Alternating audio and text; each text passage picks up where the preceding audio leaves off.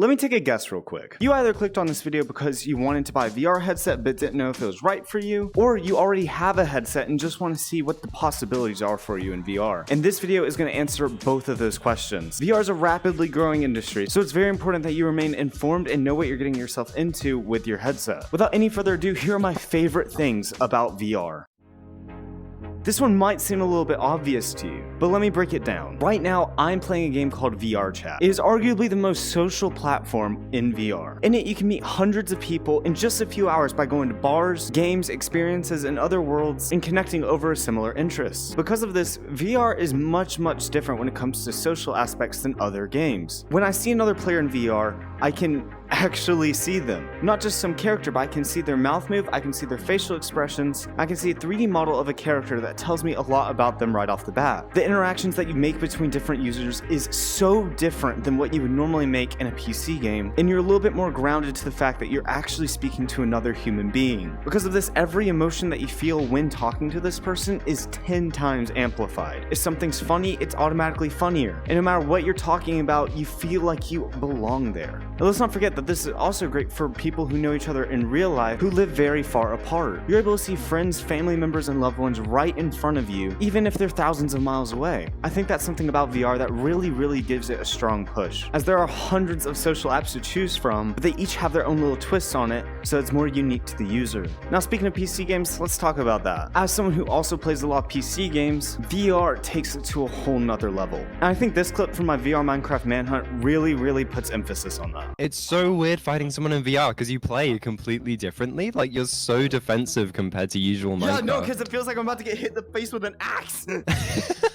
You see, when you're in VR, you're automatically a little bit more defensive than you would be on PC. Not only are you trapped in first-person mode, but every action done towards you feels like it has real consequence. This means that your strategy and overall skill level needs to improve. And because of that, I would even argue that VR gaming is way better than just PC gaming. Throughout this video, you have seen me play a game called Hyperdash, and this has to be one of my favorite VR games ever. It has some of the best transportation that I've ever seen in my entire life, and it's really just a colorful FPS game. But a game like this could never work on PC. Being able to teleport behind me just by moving my hand is something that PC gamers will never be able to experience. So if you're looking to get a headset to game, I have to say that would not be a bad decision. Out of the hundreds of VR games that I've played, they have their own little tweak that really makes them stand out in each individual way. No matter how fun the game is, it's nothing without the immersion. Now, some will argue that this is actually a bad thing for VR, but I 100% disagree. Being fully immersed in this 3D environment that you can walk around and interact with is one of the best feelings that you will ever feel.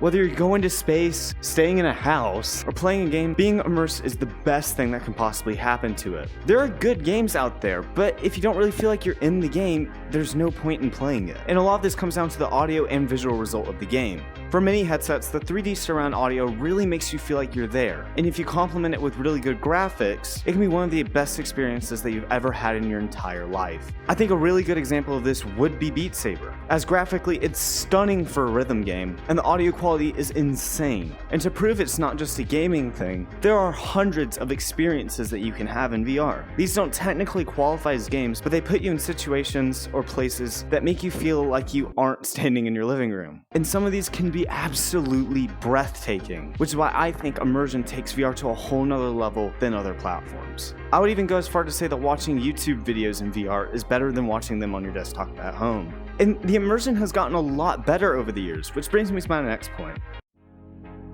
10 years ago, spending hundreds of dollars on a VR headset would be absurd. And now, just spending a couple hundred seems pretty reasonable. The quality and ability of VR headsets over the years has been absolutely amazing. And with new games coming every single day, and many of them being considered the best game of the year, it's almost impossible to imagine what VR is going to look like in just a few years. The amount of new VR games to look forward to is insane, and the amount of new headsets that are going to be cheaper, better quality, and more user-friendly is something that really gives VR a really positive future. And if you're interested in what the future of VR is really going to look like, I can't tell you for certain. Right now, it's really clear that Meta / Facebook / Oculus / whatever you want to call it is the main leader of VR. But I don't think it's gonna stay that way. Whether that's for better or for worse is up to you. What matters is that there's more competition in this field, so we get better and more reliable wireless headsets and are able to be immersed in this insane world that is VR.